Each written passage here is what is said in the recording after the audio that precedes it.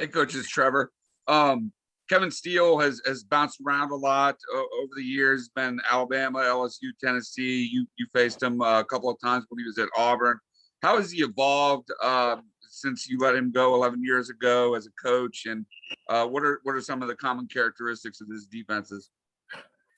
Well, he's a great coach. He's always been a great coach, and usually 4 down. That's typically kind of how he's played. But in a lot of man coverage, multiple with his coverages, aggressive. But attack type of defense. That's kind of how he's always done it. And then I think he's been able to adapt wherever he's been and the personnel that he has. Obviously, this is his first year down there, and they're still trying to all get on the same page and all that type of stuff. But the basics of who he is still in play. I mean, again, aggressive, 4 down, multiple with how they play their safeties and corners, but a lot of man to go with it. And again, a well-coached group. Dabo, this is Larry. I guess back last December, did Dan consult with you when he was deciding whether to go down to Miami? Yeah, we talked about it for sure. He actually came over to my house to let me know what was going on, and we talked through it. Kind of talked about the opportunity and why and all that. It was just a great opportunity for him, and a chance to. He went to grad school there. I think just something that kind of the next chapter for him, and something he wanted to go do. But yeah, we definitely talked through it. Hey, Coach, I'm Liam from The Advocate in Baton Rouge, so I cover LSU. I am doing a story on first-year head coaches, and I'm wondering what you think, what resources or pieces in place can make a first-year head coach achieve quick success?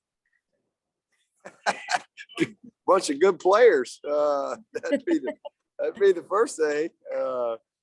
You got to have. I mean, I have never seen a good coach.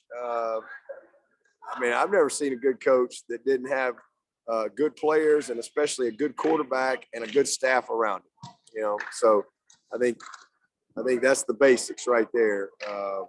You always want to have good support and good resources for sure, and good alignment as far as your board, president, and AD in my world. But at the end of the day, it's you got to have good players that buy into what you're trying to do. You need a quarterback, and you got to have a great staff. So that's the main thing. And then I think just having a vision for what it looks like, being able to articulate that, being able to get people to buy into that, putting your processes in place, and being able to get everybody on board with understand why you're doing what you're doing and buying what you're doing. So there's a lot to it, but for a first-year coach, the people you come to work with every day, and the players. And again, make sure you got a good quarterback. Coach, you all have an opportunity to win 10 games on Saturday for a 12th straight year.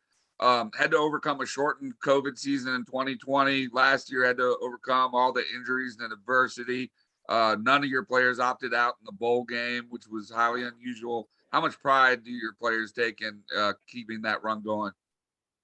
Oh, a lot. That's right now there's only 2 teams in the history of football to have 12 10-plus win seasons, and that's Bobby Bowden's Florida State, and then this current Alabama group, Coach Saban. So we have a chance to be the 3rd this weekend to ever do that in the history. So that's something that we all take a lot of pride in. And if you go back to 2011, and that was one of the things that I said in one of those press conferences, after we won 10 games. We were excited. We won the league for the first time in 20 years, won 10 games for the first time in 20 years. And I remember vividly, because everybody was all excited. I'm like, well, this is good. This is good. but let's go put 4 or 5 or 6 of these in a row together and create consistency. I didn't know we'd go put 11 and hopefully 12 plus together, but that's how it's worked out. And man, I'm just appreciative of all the teams that have battled to keep a streak like that alive. That's just amazing. It really is. And especially when you think about you had to overcome COVID. How many teams won 10 games during COVID? And then last year again, 4-3 and winning 6 in a row to finish the year was amazing. So it's special, and it's the type of consistency that leads to championships. You're not going to win a championship every year, but when you can have that type of consistency competitively, you put yourself in position. You'll have your fair share of those opportunities and times where you get done. Dabo, with Frank being at Miami now, do you have to change anything up as far as signals or any of that kind of stuff, or is it enough different from year to year that you don't have to really worry about it? Yeah, we change all that stuff every year. Anyway.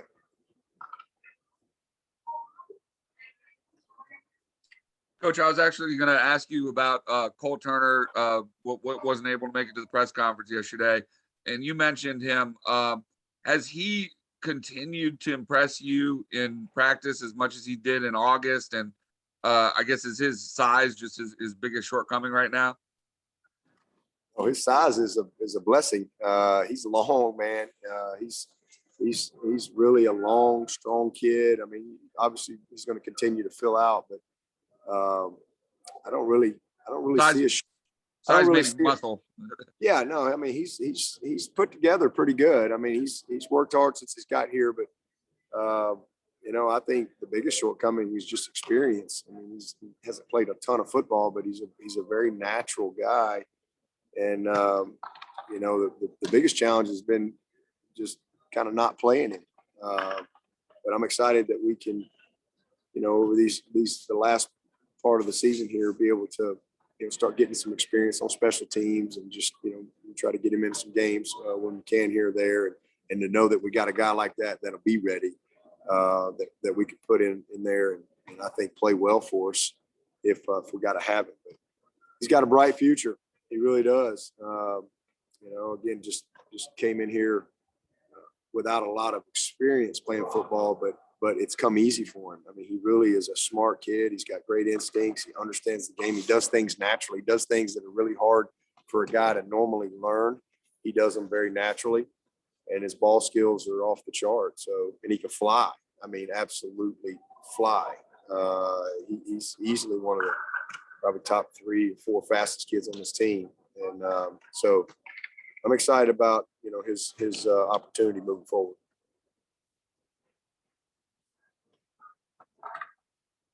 Yeah, but do you think that does Trenton have a chance to play this week? Trenton Simpson? Yeah, absolutely. I think, he and Bo are both, as we said the other day, kind of day to day working back into practice. And I think both those guys have a chance. So, we're hopeful. Coach, is Walker Parks day to day as well? No, he's back. He's back. Okay. And I was going to ask you, Etinosa Reuben, he did not play against Syracuse or Notre Dame. He played 3 snaps on Saturday. Where's he at just in his development, and physically is he okay? Oh yeah, he's good. Just got a bunch of guys in there, and it's just kind of a game to game type deal, game plan, who we're playing, those type of things, and kind of up to Nick from week to week. But no, he's good, and he's probably one of those guys most excited that we got some guys leaving, so he'll probably benefit from that a lot. Anyone else?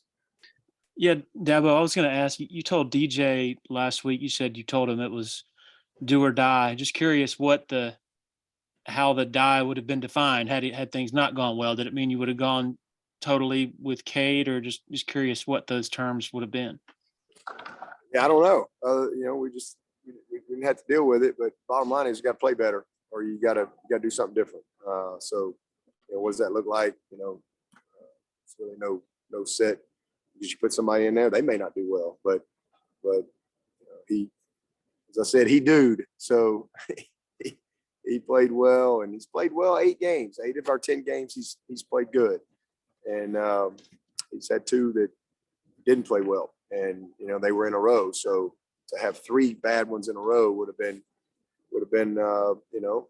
just something that you gotta give somebody else an opportunity. But I'm proud of him. He responded, and we won the game. But that's kind of where we are, man. We got to all coach well. We got to play well.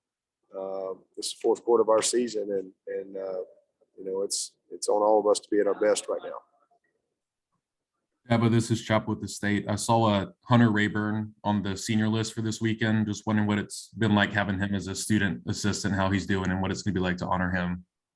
Yeah, we just talked about Hunter in here. We kind of brought all of our seniors out at the end of the practice tonight and kind of let everybody kind of talk about who they appreciate and why. And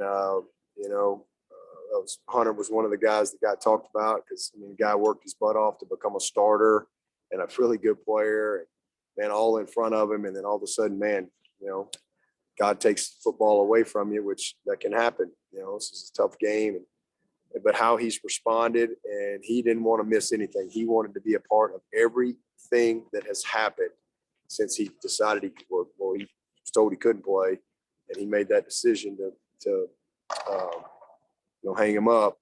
He has not missed a thing, from mat drills to spring practice to he's traveled every game. I mean, he has embraced his role every day, helping run our scout team in all the meetings. I mean, he's been here just as if he was a player, and I just got such a great appreciation for that. He's a great kid, and getting ready to get married and got a bright future ahead of him. But he's one of those guys I appreciate, as does his teammates. Dabo, if I can follow up on that, thinking back to the off season with Putnam working so much on snapping, how I'm guessing did Rayburn play a important role there? Yeah, absolutely. Yeah. He and Trotter, those guys all did a great job. And Trotter's, I hadn't even had a chance to nobody's really asked me about it. I had a chance to talk about him because we were expecting to get him back, but he actually back in late September, they had to do back surgery on him, and he's done. They're not going to let him play anymore, which is very disappointing because he was a guy that we were anticipating getting back. But both Mason but Mason is going to stay. He's going to same thing. He's gotten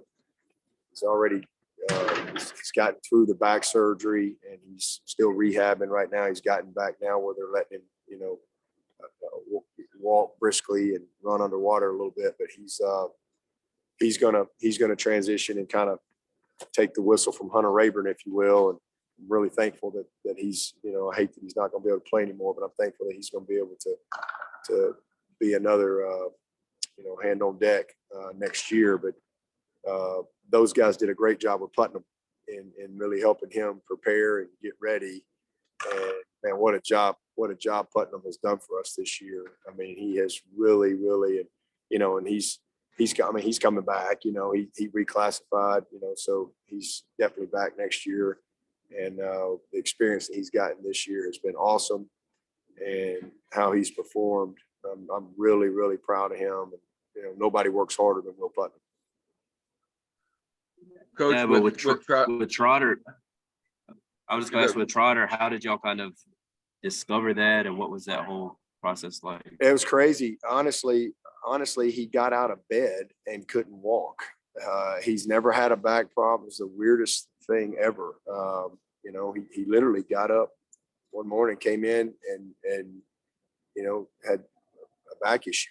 Never has had that. And, so he ended up, and they tried everything. So they ended up having to do surgery on him. I guess he came to me probably about a couple of weeks ago, and 2 or 3 weeks ago, and let me know, kind of where he was medically and what the doctors were saying. And he just it's just best for his future to not play. And I don't disagree with that. So just a crazy kind of a freak thing. So that's all he told us. He literally, he's not had one issue, and then he got up out of bed and couldn't hardly walk.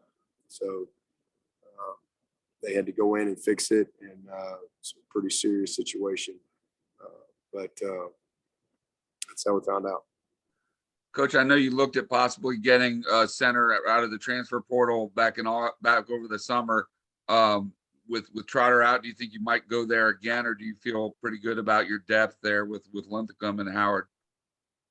Yeah, well, no, we feel really good about our depth. I mean, who knows what, as I say every year, I mean, for us, the portal is about responding, and being strategic if you have gaps. But, we feel really good about, we only got one senior in J Mac, and, everybody else is back. And man, Linthicum and Trent have really progressed for us. Trent got in there for a couple series at guard the other day. And, we really are excited about the kids that we're going to bring in this class. We got a really good group of linemen that we're going to bring in here. But, you just, who knows? I mean, because, we may sign our class and you may have some guys leave that you don't know about.